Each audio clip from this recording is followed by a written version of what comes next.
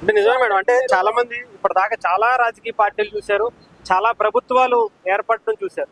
అధికారంలోకి రాగానే చాలా సైలెంట్ అయిపోతారు, వదిలేస్తారు, వాళ్ళకి సంబంధించి ప్రజల్ని ముఖ్యంగా పట్టించుకోరు. కానీ వచ్చిన తర్వాత, గెలిచిన తర్వాత అటు టీడీపీ ఆఫీస్ కావచ్చు, ఇక్కడ జనసేన పార్టీ ఆఫీస్ కావచ్చు, ముఖ్యంగా గెలిచిన ఎమ్మెల్యేలని, ఎంపీలని, మినిస్టర్లని ఇక్కడ కూర్చోబెట్టి ప్రజల సమస్యలు పరిష్కరించండి, ఎవరు వచ్చినా దానికి సంబంధిత అధికారులకి, ఎస్పీలకి, డిఎస్పీలకి కాల్ చేసి మాట్లాడండి అని చెప్పడం ఎలా చూస్తారు మేడం? ప్రపంచ చరిత్రలోనే, దేశ చరిత్రలో, ముఖ్యంగా మన ఆంధ్రప్రదేశ్ చరిత్రలో ఇలాంటిది ఎప్పుడన్నా జరిగిందంటారా? దేశ చరిత్రలోనే పోటీ చేసిన అన్ని సీట్లు గెలిచిన ఒకే ఒక్క పార్టీ జనసేన పార్టీ.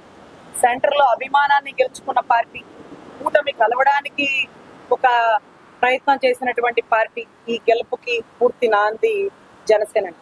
ఈ రోజు మా పార్టీకి వచ్చిన ఎమ్మెల్యేలు అందరూ కొంతమంది వైసీపీ నుంచి, కొంతమంది టీడీపీ వారు. మీ అందరికీ తెలుసు, చాలా మంది చాలా పెద్ద పెద్ద సీనియర్లు ఉన్నారు, గత ముఖ్యమంత్రి కొడుకులు ఉన్నారు. What ever it may be, ఎవరైనా కానీ మా పార్టీలో ఒకసారి ఎమ్మెల్యేగా పోటీ చేశారంటే ప్రజలకి రెస్పాన్సిబిలిటీగా ఉండాలి, అకౌంటబిలిటీగా ఉండాలి, బాధ్యతగా ఉండాలి. నేను పోయి ఏసీ రూమ్ లో పడుకుంటాను, ఏదైతే ఫార్చునర్ కార్లు, సైరన్ కార్లు వెళ్ళిపోతానంటే అవదండి. ఇది ఒక డిసిప్లిన్ అనమాట. ఈ రోజు పిఠాపురం ఎమ్మెల్యే గారి తాలూకా నీ బండి మీద ఎవరన్నా రాసుకుంటే కూడా గుర్తుపెట్టుకోండి, ఒళ్ళు దగ్గర పెట్టుకొని మనం ప్రవర్తించాలి. మన వల్ల మన అధినాయకుడికి ఎప్పుడు మాట రాకూడదు. ఈ రోజు ఎమ్మెల్యేలందరూ చెమట్లు గారుకుంటూ బయట కూర్చొని ప్రజల సమస్యల గురించి మాట్లాడుతుంటే వాళ్ళు ఎంతో మంది ముఖ్యమంత్రి కింద ఎమ్మెల్యేగా పనిచేసిన వాళ్ళే సార్, స్టేట్ లెవెల్లో మినిస్టర్ గా ఉన్న వాళ్ళే సార్. కానీ ఎప్పుడు ఏ సీఎం వాళ్ళని ఇలా రోడ్డు మీద కూర్చోబెట్టలేదు.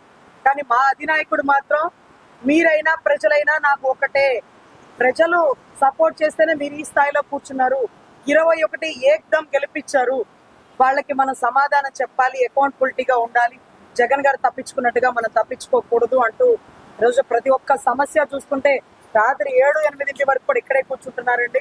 సో ఎనీవే, ఇది సుపరిపాలన.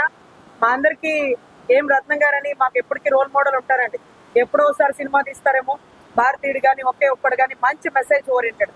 ఆయన ఒకే ఒక్కడిలో తీసిన కాన్సెప్ట్ ఇన్ని సంవత్సరాలకి ఇంప్లిమెంట్ చేయగల మొనగాడు ఈరోజు మా కొనగల పవన్ కళ్యాణ్ అనిపించిందండి. సో 100% దీనివల్ల ప్రజలకి న్యాయం జరుగుతుంది, లా అండ్ ఆర్డర్ ప్రజల వద్దకే అందుబాటులో ఉంటుంది, ప్రజల వద్దకే పరిపాలన అనే దానికి ఇదే నాందండి.